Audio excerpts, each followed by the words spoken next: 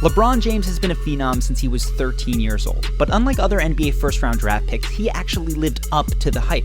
Now, his talent played a huge role in that, but in this video we're going to explore LeBron's personal playbook for being an exceptional leader so that you can become someone that people are eager to follow as well. First off, you have to realize that we are all going to face challenges in our lives. The hallmark, though, of an effective leader is the ability to transform those challenges into something motivating. It's the habit of always finding an empowering meaning, because while you might not like what happens to you in your life, you always have a choice in how you interpret those events. You're always going to be going against obstacles. And it's either one or two things that you can do. You can allow it to affect you, or you can allow it to empower you even more. So when asked about joining a young and a losing squad in the Lakers, LeBron reframes the question like this. So I like the challenge.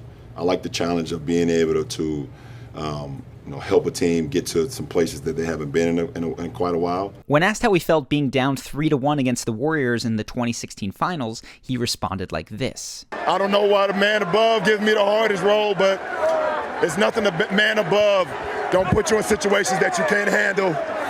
And I just kept that same positive attitude, like instead of saying why me, they're saying this is what he want me to do. And perhaps most impressively, LeBron has reframed the fact that his dad wasn't present in his own childhood. While many people would use this as an excuse to underachieve or to not give back, this has given LeBron even greater motivation to take an active role in his community, most recently starting a new school in Akron. When I was younger, obviously didn't have a dad.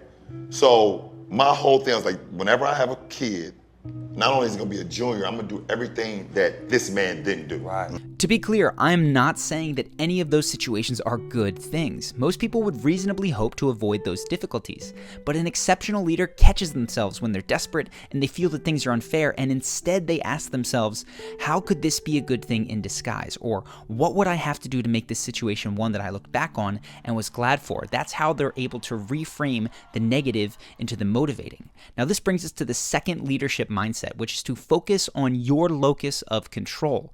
There are things in our lives that we have influence over, and there are things that we just don't. When things go wrong, it's extremely tempting to focus on those things outside of our control. That way we can shift blame to external forces and protect our own egos. In basketball, this might look like blaming the refs, but LeBron almost always resists the temptation to do that. You're trying to land there. Did you feel there was a dirty element to some of the stuff that was going on out there? No, I mean, we don't get involved in things we can't control. It's not how we play ball. Because even if someone has cheated you, complaining about things doesn't improve your position. Focusing instead on your failings will lead to some uncomfortable moments of reflection, but it reminds you that the only real option for you and your team is to step up and improve. But how do you go about improving, and how do you even measure it? Well, to start off, you need to not get caught up in vanity metrics. This is the third leadership mindset.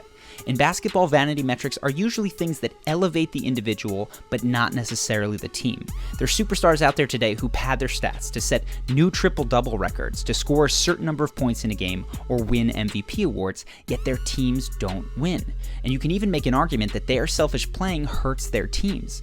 The ones who are going to be remembered for decades as the greats are the ones who are not distracted by vanity metrics and instead contribute to wins by whatever means necessary.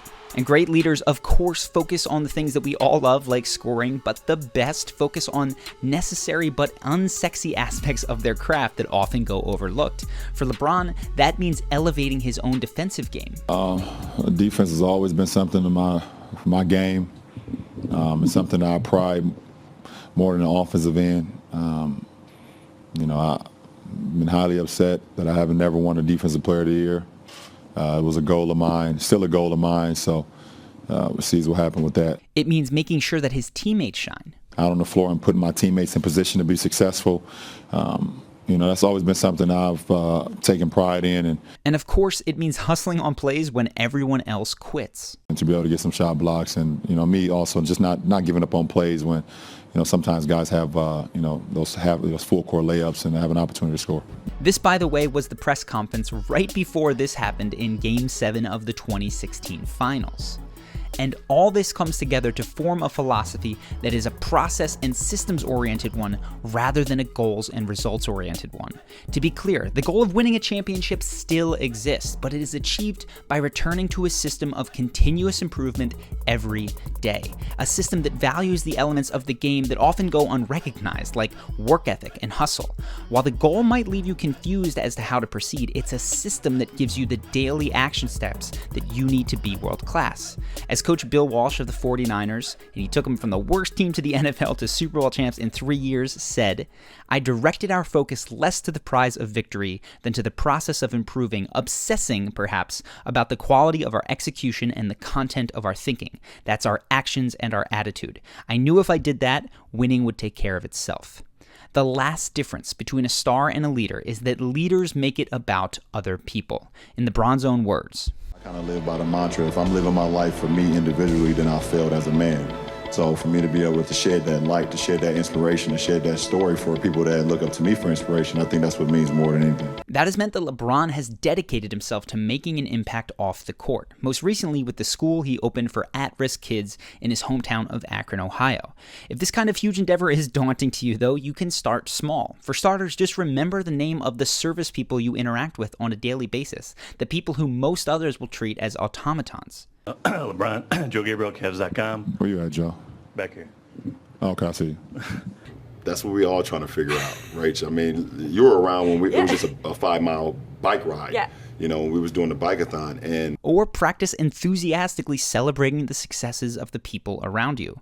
When you're trying to become a leader, it can seem like building other people up can get in the way of your own path to greatness, but actually it's only by doing that that you become a leader in the first place. And if you're inspired by the massive impact LeBron has made, check out our video on Elon Musk for more on defining your own vision of the world that inspires other people to flock to you. I also just recently completely reshot our course on making amazing first impressions, and true to the spirit of this video, it actually comes with a system for improving your ability to quickly make people want to be around you. In this case, it's the form of a 5-day action guide that tells you exactly what you need to do to build specific habits. And if you want to check out that course, go ahead, click the link below to learn more about it. I obviously personally think it's super helpful, and if you like our channel, I think it's worth digging into.